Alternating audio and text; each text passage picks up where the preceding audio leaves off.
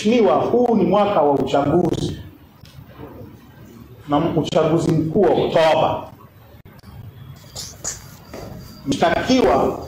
Mshtakiwa wako yuko gerezani, siku zinaelekea 90, ni kiongozi wa chama kikuu cha upinzani kwenye mwaka wa uchaguzi.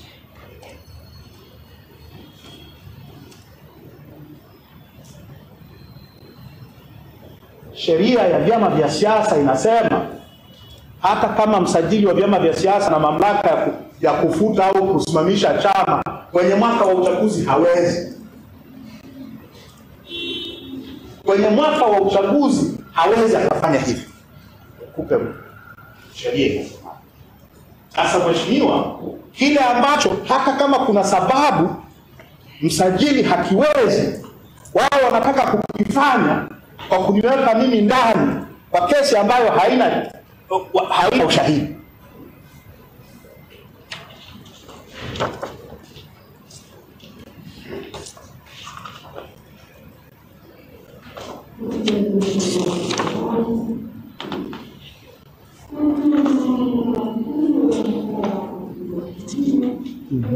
Kaka nikupe hiyo provision Mheshimiwa.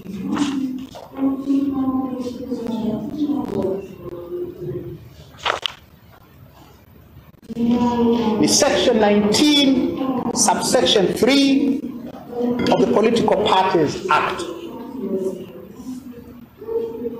Notwithstanding powers of the registrar to cancel registration of a political party, the registrar shall not cancel registration of a political party if the period during which the general elections will be held does not exceed 12 months.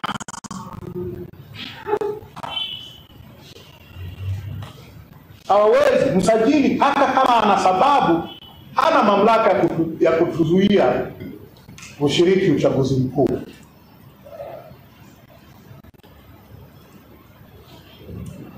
Mwendesha mashtaka wa serikali anataka kutuzuia kwa kutufungulia kesi isiyokuwa na ushahidi ili niendelee kukaa mahabusu gereza kuu la Ukonga wakati mapambano ya uchaguzi mkuu yanaendelea.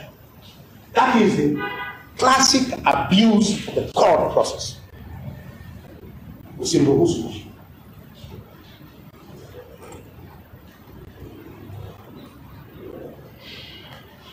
Usimruhusu. Na namna ya kutokumruhusu ni kuambia na ushahidi, pelekeni information high court. Hamna ushahidi wa kutosha, enter an immediate knowledge. Mheshimiwa, swala la kwamba kashtakiwa kwa sababu akiturejesha kifungu cha 19 cha sheria ya vyama vya siasa, sisi tunaona kifungu hiki kwenye shauri hili hakitumiki.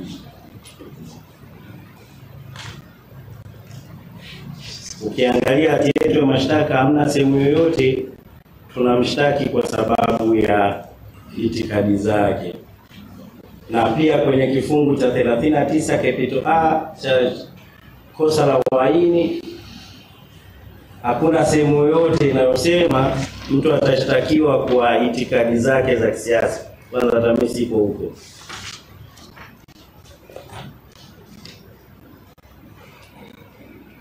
Au kifungu hiki hakisemi kwamba mtu hatoshtakiwa kama ni mwanaitikadi wa kisiasa au itakuwa mwaka wa chama. Yaani kama ni mwaka wa uchaguzi, basi ukiwa mwanachama wa chama fulani huwezi kushtakiwa. Hakuna sheria hiyo, bahati mbaya ya kuitaja.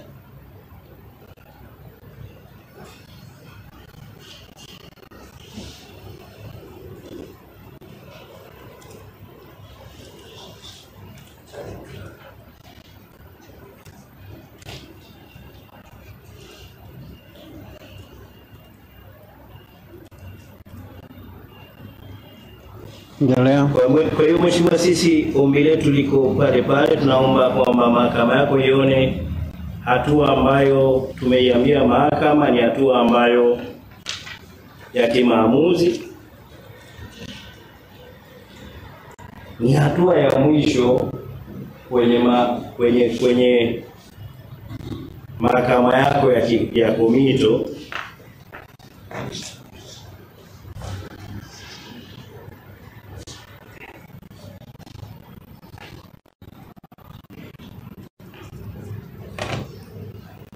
kuweza kuona ama kama alivyosema DPP akaamua kuifuta au kuipeleka mahakama kuu. Kwa bahati mbaya hicho kisomo cha 262(6) akielezi kwamba basi kwenye kusomwa na kutolewa uamuzi ichukuliwe au ufanyike ndani ya muda gani. Lakini pamoja na yote hayo, ofisi ya mkurugenzi wa mashtaka umepiga hatua. Watangu imeiambia mahakama hii opinion tena si ngapi zimefanyika, sitaki kuzitaja, lakini legal opinion zilizotolewa ni zaidi ya mtu mmoja kwa ajili ya uzito wa shtaka lenyewe.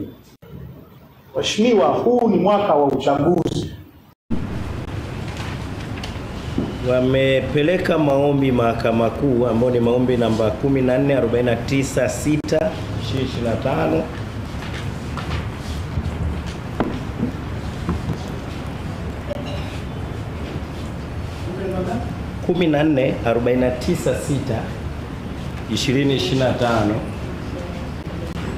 2025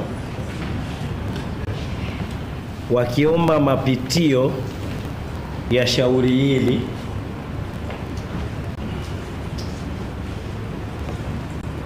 kwa maana ya revision, hasa kwenye maamuzi ya mahakama hii tukufu kuahirisha airisho iliyolifanya tarehe 2 mwezi wa 6 2025, 2 mwezi wa 6 mwaka 2025, wakiomba mahakama ile iweze kuexamine maamuzi hayo na kuyafuta.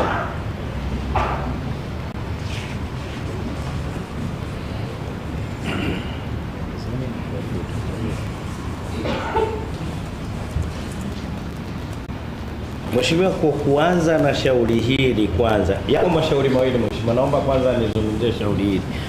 Lakini pia kuna shauri jingine tena linahusiana na shauri hili ambalo pia tumekuwa saved ile. Kwanza Mheshimiwa, nisikukatishe. Hii kesi namba 14496 au haya maombi yameshasikilizwa na mahakama kuu na maamuzi yake yatakuja tarehe 11 mwezi wa 7 2025. Hoja zimesikilizwa pande zote mbili, hoja nzito zitaamuliwa tarehe hiyo.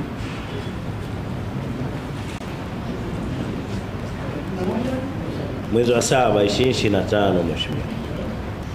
Lakini pia kuna maombi mengine wenzetu waliyapeleka tarehe 26 mwezi wa 6 2025 ambayo yakasajiliwa kwa namba 15635 ya mwaka 2025.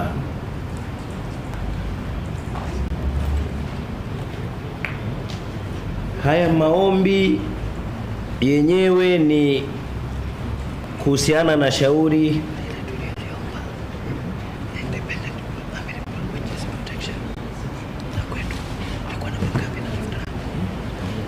namba ile la kwetu ambao tunapingwa na hili. Maombi haya ni dhidi ni against maombi namba 13298 ya mwaka 2025. 13298 ambayo maombi bado hayajasikilizwa mahakama kuu. Mheshimiwa, nikianza na maombi ya kwanza, naomba niambie mahakama yako tukufu kwamba Maombi ya kwanza kama ambavyo wenzetu wameomba, tunaisubiri mahakama iamue, ni ya kuhusiana na ahirisho la tarehe 2 mwezi wa 6 2025. Maombi haya kama yakikubaliwa yataathiri mwenendo wa tarehe 2 mwezi wa 6 2025. Athari ambayo haitaacha proceedings za mahakama yako, mwenendo wa mahakama yako ukining'inia. That means utakuwa maamuzi ya kuanzia tarehe hiyo kwenda mpaka tulipo sasa. Kwa sababu kama haya tunaomba ahirisho lifutwe, maamuzi yatakuwaje? Kwa hiyo mheshimiwa, tunaona si busara bado kuendelea na kusikilizwa kabla maamuzi ya maombi yao hajaamuliwa.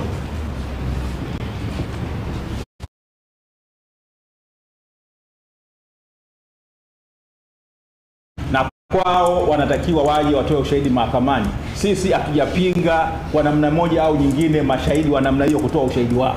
Tunawapenda sana, waje tuhangaike nao. Sasa hicho ndio ambacho tunasema. Kwa hiyo kuomba kuahirisha si kuitendea haki mahakama, na tunasema kwamba kuendelea kusikiliza au kupokea ushahidi huo akuathiri kwa namna moja au nyingine, akuathiri kwa namna moja. Tuko pamoja mheshimiwa? Nasema mashahidi ambao ni maaskari, ambao sio wale ambao amri yako ya kusema watoe ushahidi kwa kificho, hao hawaguswi na malalamiko yetu ambayo yamepelekwa mahakama kuu. Hakuna maombi ambayo yanapinga au mashahidi kutoa ushahidi wao hapa mbele ya mahakama yako. Na kwa ni rai yetu kwamba mwenendo wa kesi usisimame kutokana na kisingizio kwamba kuna maombi mahakama kuu kuhusiana na swala la nini la mashahidi hao. Ambacho kimepelekwa mahakama kuu mheshimiwa ni swala la ukatiba. Hiyo ni yani huwa ni kama huwa ni swali. Huwa unachukua tu kwamba mahakama ikajibu swali, yes, hicho kifungu sahihi kinaendana na katiba, basi. Akizungumzia kuhusiana na manini na makosa yale ya jinai ambayo mtu ameshtakiwa nayo, na kwa maana hiyo wale mashahidi ambao wanatoa ushahidi wao au mashahidi ambao wanatoa ushahidi au hawaguswi na hii. Hakuna swala la katiba. Wao wanapokuja hapa atuangalie nao kuswala masuala ya katiba, na hatuna hoja ya katiba, labda ijitokeze huko mbele. Sasa ile swala la pili, nimemsikia wakili Katuga anasema na lenyewe linagusa kweli kweli. Ile kesi ya pili ya revision yenyewe inahusikana na ile miscellaneous criminal application ambayo ilifanywa maombi yalikuwa kwa faragha na upande mmoja. Haya yagusi kesi vile vile kupokea ushahidi kwa mashahidi ambao si wa nini, si wa ambao si maaskari. Wale mashahidi ambao ni maaskari bado wana haki ya kuja kutoa ushahidi wao na wagusu na maombi yetu hayo ya pili. Sisi ambacho kinahangaikiwa kule pengine kwa taarifa tu ya mahakama ni kwamba kulikuwa na viapo vya jumla. Watu wanatiwa hofu na nini, kuna hofu, kuna nini. Nasema hivyo, nataka mahakama iangalie kama kweli maombi hayo yalikuwa vile vigezo vilikuwa vimekidhiwa. Sasa hakuna kitu kingine zaidi ya hicho. Kwa hiyo akigusi kesi hii, labda kama wangesema kwamba sisi sheria yetu ambayo tunayo ni mmoja tu, ni huyu ambaye alikuwa ni wazi, ni huyo mmoja, wale wengine wote ni wakipito. Kwa hiyo tutakwama, hatutaweza kuendelea na kesi hii bila mashahidi yao. Mheshimiwa hawakusema hivyo, na maneno yangu yasichukua kama ni ya kwao au wanaorusha kuchukua kutoka kwangu, sababu nimesema mimi. Kwa hiyo ninachukulia kwamba wana mashahidi wengi maaskari ambao wanafanya nini kutoa ushahidi. Hao wachache walionao ambao ni wakificho, hao watakuja baadaye. Kwa hiyo sisi hoja yetu ni kwamba mheshimiwa, ahirisho likataliwe, tuendelee na kesi ili siku hii muhimu ambayo ikitoka imetoka haitarudi, itumike vizuri.